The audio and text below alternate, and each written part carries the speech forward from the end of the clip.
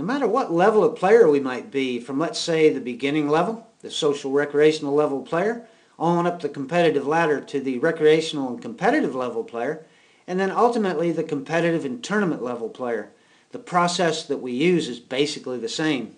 With that in mind, let's have a look at Chapter 9 here, Perspective Number 1, FFC. Perspective Number 1 actually establishes the foundation upon which we're going to build our golf game.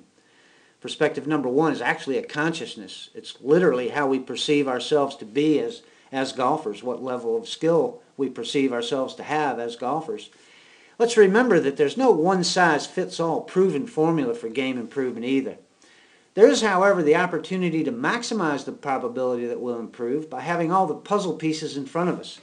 This is precisely what we mean by beginning with the end in mind. Perspective Number 1 occupies the top left corner position of the puzzle. It's the beginning of the puzzle and actually the end of the how axis.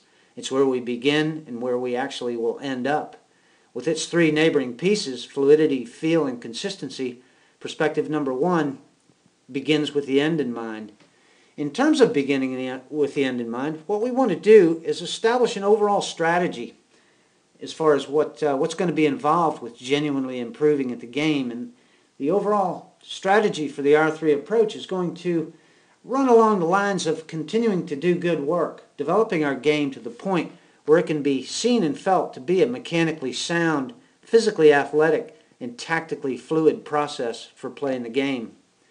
Looking ahead, beginning with the end in mind, we know that in order to have more zone experiences, we are going to have to understand what it means to be more mechanically sound and with our golf swing, and then have a more physically athletic swing motion, and then ultimately understand the tactical process of mistake reduction when we play.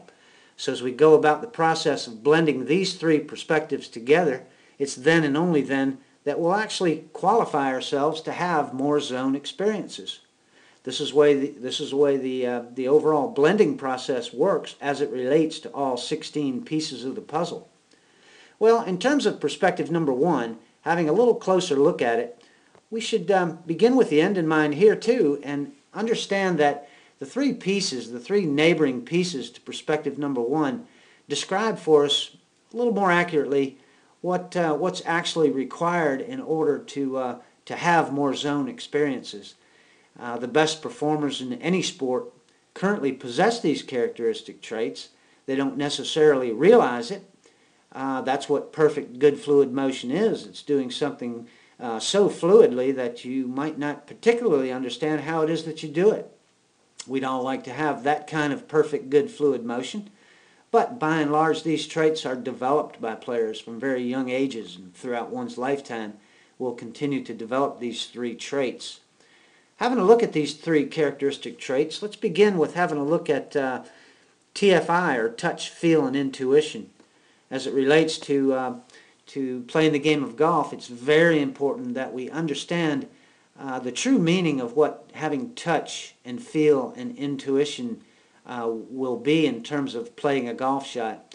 In this chapter, we'll get into some very good detail in terms of helping us to understand a little bit better what it truly means to have touch, and how important feel is to playing a golf shot, and how our intuition about that golf shot will play into the overall process. The next piece that we should look at in terms of the first perspective is going to be persistency and consistency. Well, we all want to possess a good, consistent game, a good, reliable game, day in, day out, week in, week out. In order to have that consistency, though, what we truly mean is that we want to be consistent at an improved level of skill. Well, we're already consistent. We're consistent at the level that we currently are. Well, in order to be consistent at an improved skill level, we need to know that it's going to require persistency in terms of working on all things that are going to be required from the next three perspectives, from the mechanical perspective, the physical perspective, and then the tactical perspective. We have to remain persistent with working on those things until we become fluidly good at an improved level. Which brings to point what fluidly good actually means. As we say, our ultimate goal in terms of developing, genuinely improving at the game is to develop good fluid motion.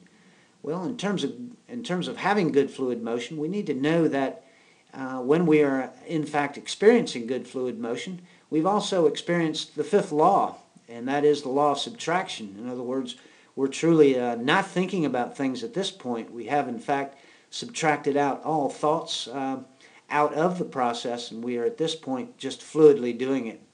And that's truly the secret to having zone experiences, is to not have any kind of interference from any type of technique-based thinking or process-based thinking or result-based thinking for that matter. So as we begin with the end in mind here with perspective number 1, we'll understand exactly what's required of us in order to have more zone experiences.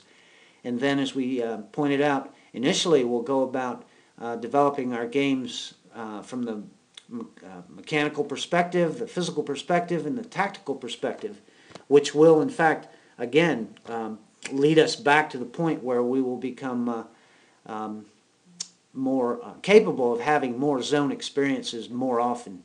Okay, next we'll have a look at perspective number 2, the mechanical perspective.